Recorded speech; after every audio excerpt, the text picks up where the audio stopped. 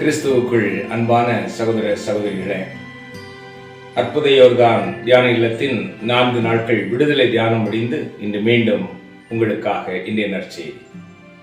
இன்று மத்தேயு நற்செய்தி 18ஆம் அதிகாரம் 1 முதல் 14 வரை இறை வார்த்தைகள் வழியாக 2 காரியங்களை ஆண்டவர் கற்றுத்தருகிறார்.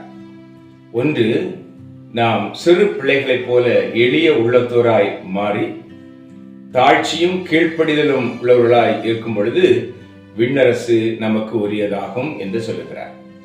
இரண்டாவது, வழி தவறிய ஆட்டை தேடிச் செல்கின்ற நல்ல ஆயனைப் போல தன்னிடம் உள்ள 99 ஆடுகளையும் விட்டுவிட்டு காணாமல் போன ஒரு ஆட்டை தேடிச் செல்கின்ற நல்ல ஆயனைப் போல நாம் நம்மிலே காணாமல் போன ஆடுகளை, அதாவது விசுவாசத்திலே குந்தி இறை அச்சம் இல்லாமல் உலக பிரகாரமான வாழ்க்கை வாழ்ந்து இருளிலே இருக்கின்ற ஆன்மாக்களை தேடும் நல்ல ஆயர்களாக நமது அன்பு பெற்றோர்கள், பெரியவர்கள், அருட்பணியாளர்கள், அருட் சகோதரிகள் நமது ஆன்மீக வாழ்விலே வாழ்கின்றோமா என்று கேள்வியை வைக்கின்றார்.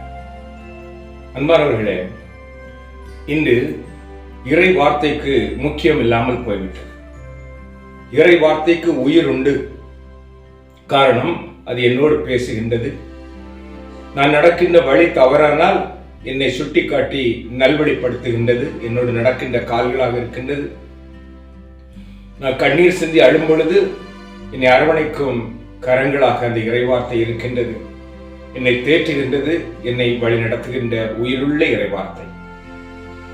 இந்த இறைவார்த்தையைத்தான் இன்றைய முதல் வாசகம் எசேக்கியேல் தீர்க்கதரிசி புத்தகம் 2ஆம் அதிகாரம் 8ஆம் வசனம் முதல் 3ஆம் அதிகாரம் 4ஆம் வசனம் உள்ள இறை வார்த்தைகளிலே ஆண்டவர் எசேக்கியேலுக்கு ஒரு சுருளேட்டை கொடுத்து, இதை நீ தின்னு உன் வயிற்றை நிரப்பு என்று சொல்லுகிறார். எசேக்கியேல் அதை வாங்கி உண்ட பொழுது அது தேனை போல இனித்தது என்று சொல்லுகிறார். அந்த சுருளேட்டை உண்ட உடனே ஆண்டவர் என்ன சொல்லுகிறார்?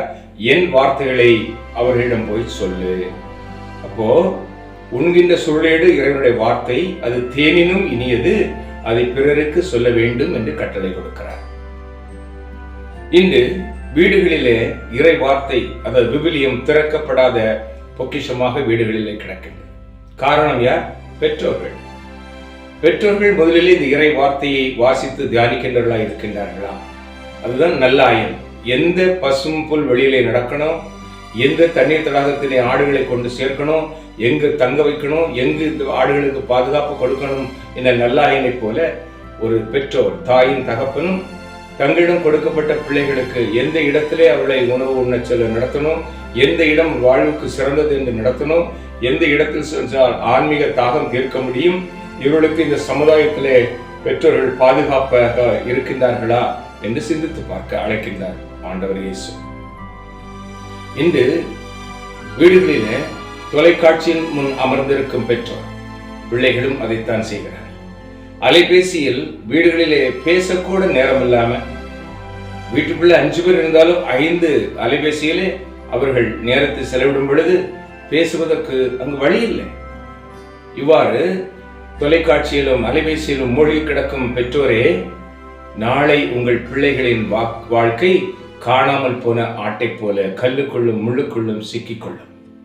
அதை தேடுகின்ற எண்ணம் கூட உங்களுக்கு இல்லாமல் போகும். காரணம், உங்களுக்கும் இறை வார்த்தையின் ஞானம் இல்லாததினால், வாஞ்சை இல்லாததினால், தேடாததினால், ஆண்டவரை வாசித்து அறியாததினால் காணாமல் போன ஆடு எது என்று உங்களுக்கு கண்டுபிடிக்க கூட முடியாமல் போய்விடும். இன்றைய காலகட்டத்தை பாருங்க. ஒரு 8 வயது படிக்கும் குழந்தை வைக்கின்ற வாட்ஸ்அப் ஸ்டேட்டஸ்னாலும், அது இன்ஸ்டாகிராமில் உள்ள பேஜஸ்னாலும் சரி, பாருங்க, if you are a queen search for your king. இதுதான் இன்றைய வாழ்க்கை நாகரிகமாக இருக்கிறது. 1 2 அல்ல, இன்னும் நிறைய உதாரணங்களை சொல்லிக் கொண்டு போகலாம். பெற்றோர்கள் கண்காணிப்பு இல்லை. காரணம், நமக்கு நேரம் இல்லை. உலக பிரகாரமான வாழ்க்கை.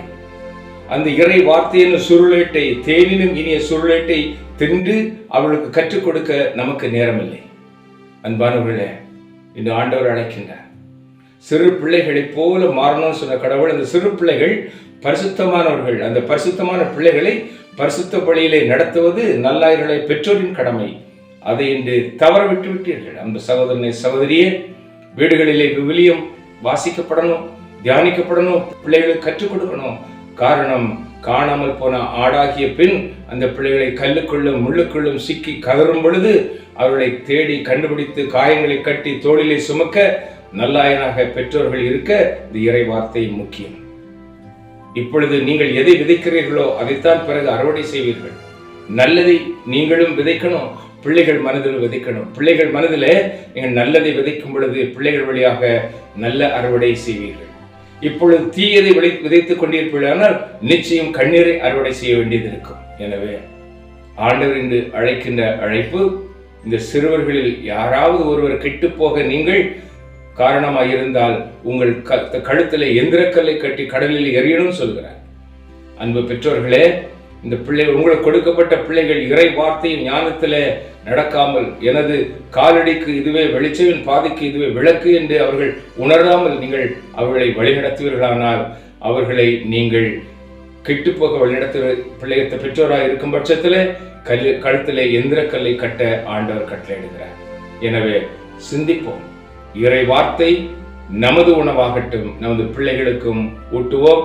குடும்பங்கள் வளம் பெறட்டும், இறையாசி பெருகட்டும். ஜெபிப்போமா.